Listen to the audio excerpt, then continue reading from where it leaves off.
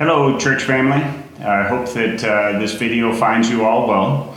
It's amazing to think that this coming Sunday is the 8th week that we will be worshiping together through live stream. That may seem like time flew, or it may seem like an eternity. And regardless of whatever our perspective is on that, one of the things that I have found is as Pam and I are out making deliveries to folks in our church body, or if I bump into someone at the grocery store, just those few minutes together is such a reminder of how much we miss each other and we long to be together. What I'd like to do is talk about a few things today, but I also want to share with you what the Lord has been teaching me over these past few weeks. One of those things is just a reminder that we're to hold our plans loosely and that He is in control. In Proverbs 16:9, it says, "The heart of man plans his way, but the Lord establishes his steps." Throughout life and our walk in faith, there are events that the Lord brings before us. Some of them we call blessings, some of them we call trials, but they're all according to His good and perfect plan. And when these occur, the Lord's desire is for us to build our faith and be more like Jesus and to bring glory to Him. So though we hold our plans loosely, the Lord also tells us that it is good to plan. Another proverb in Proverbs 13:16 says, "Wise people think before they act, fools don't, and even brag about their foolishness." Well, you can watch the news pretty quickly and see that there are changes happening throughout the country. Some states are opening slowly. There's talk of the fact that we're looking at some potential changes coming over the coming weeks. And to that end, we want to plan accordingly. So holding those plans loosely, again, whatever we come up with, the Elder Board has decided that we're going to create a task force that looks at the next coming weeks and months as we adapt how we worship together. So Matt will talk about how we're putting that task force together, but that task force is going to look at several things. One of the things that we're going to look at is compliance as guidance comes through. Now, we don't expect guidance to change at the flip of a switch.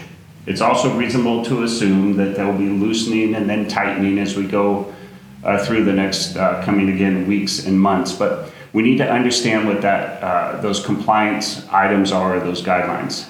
And we need to follow those as the Lord has put the governments and government officials in their position. We want to submit to them. And we want to submit to them joyfully, without grumbling. At times, I'm sure, myself included, it's been a struggle. We know, going back to what I just talked about earlier, the Lord's plans are perfect and His way is true. So we need to hold on to that hope as we follow these guidelines that come through.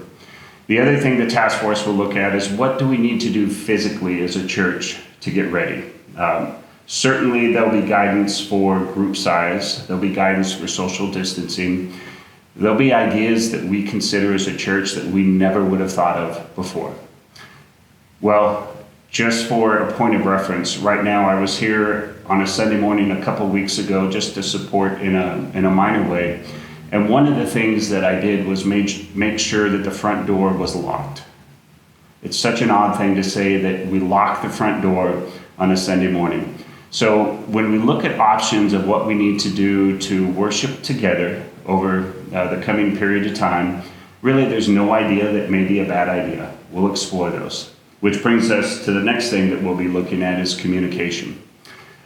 We need to communicate well. And in order to do that, that will be an area of focus. And we ask that if you have any questions as we go through this process, that you certainly bring those up, and any input that you have would be greatly valued as well. And then the last, and I would say probably the area that is the heaviest burden, is care and ministry. You look at scenarios and potential guidance that comes, and you think to yourself, how do you have a 6-year-old social distance from another 6-year-old? There's guidance that's coming out that talks specifically about at-risk groups. How do we care for our body as a whole? So I would ask you to please pray with us as we go through this process, that we would lean on the Lord for His discernment and His wisdom. Thank you. And speaking about how that task force is going to be made up, it'll have representatives from the elder board, it'll have staff representatives, key ministry representatives, and then some representatives from the congregation at large. If that's something that you're interested in being a part of, that pool to be considered for those congregational slots, we'd ask that you let us know. Either email us at info@chapelcity.church or reach out directly to Ken or myself through email or text. And we would ask that you do that by this Sunday, May 3rd. We're really trying to be proactive rather than reactive, which means that task force really needs to hit the ground running and do so in the next week to 10 days. So we have a good start on that. But we would love to have your input in that. We'd love to have your involvement, and we will continue to communicate those things with you as they come.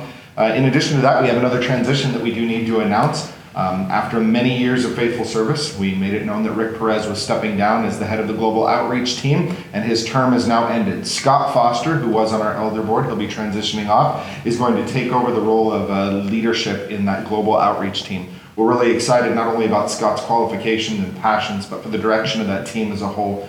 We want to support our missionaries well, and not only to support our ministries and missionaries well, but to integrate what they're doing into the congregation, to let you know how you can support them through prayer, special projects, finances, all those things. So look for some continued communication on that, but we're excited to have Scott on board and in that position moving forward. As we come up to the transitions that Ken talked about, the last thing I want to mention is kind of related to that care aspect. When we begin to come back together, and even as those guidelines are being talked about being restricted or lifted, we're going to need to be very careful with one another, because we have a tendency to fall on one side of the spectrum or the other.